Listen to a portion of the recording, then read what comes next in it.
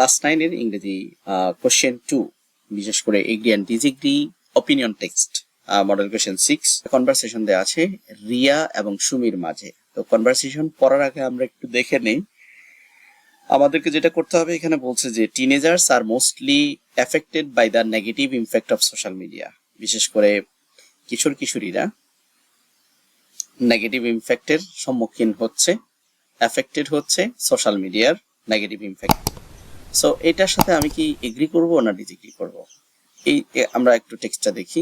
High Sumi, can I talk to you for sometimes? আমি কি তোমার সাথে কিছু কথা বলতে পারি? Yes of course, you look worried, what happen?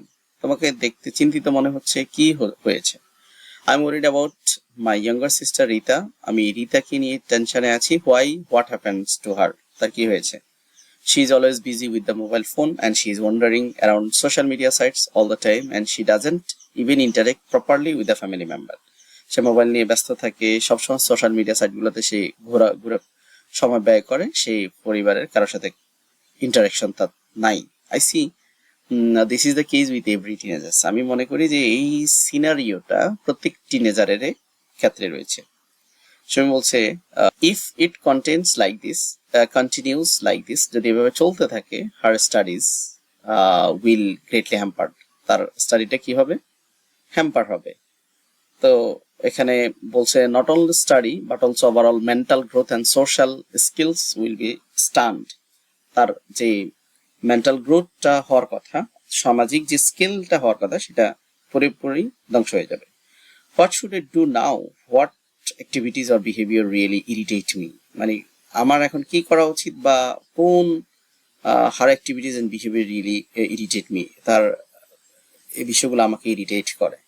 তো you shouldn't be impolite, suggestion দেওয়া হচ্ছে যে তোমাকে অধৈর্য হইলে চলবে না। Handle the matter in ease and come.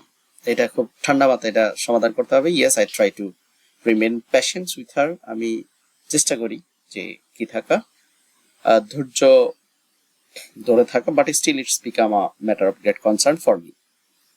But এটা কিন্তু একটা উদ্বেগের বিষয় হয়ে দাঁড়িয়েছে আমার ক্ষেত্রে, আমার জন্য।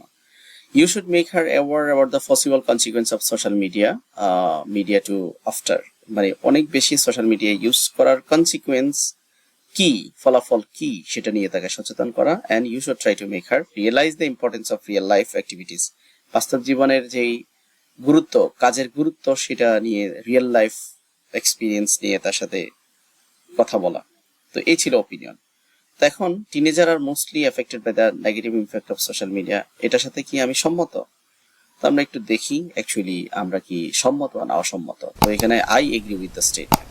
টিনেজাররা সোশ্যাল মিডিয়ার নেগেটিভ প্রভাবের কারণে কি হচ্ছে? ক্ষতিগ্রস্ত হচ্ছে। I saw my younger sister, যেটা আমি প্র্যাকটিক্যালি দেখেছি, আমার ছোট বোন who remains busy with the mobile phone নিয়ে ব্যস্ত থাকে, and she is wandering social media sites all the time, and she doesn't even interact properly with the family members, and excessive use of social sites, her study will be greatly hampered. তার অনেক বেশি mobile phone ব্যবহার করার কারণে তার স্টাডিটা hamper হচ্ছে। Not only study but also mental growth and social skills তার shunt হচ্ছে। and we should make her aware about the possible consequences of social media too, and often making her realize the importance of real life activities, so on. তো শেষ লাইনটা হচ্ছে ইভালুয়েশনস বা মন্তব্য। তো এভাবেই মূলত আমাদেরকে কি করতে হয়, পক্ষে বিপক্ষে লিখতে হয়। মানে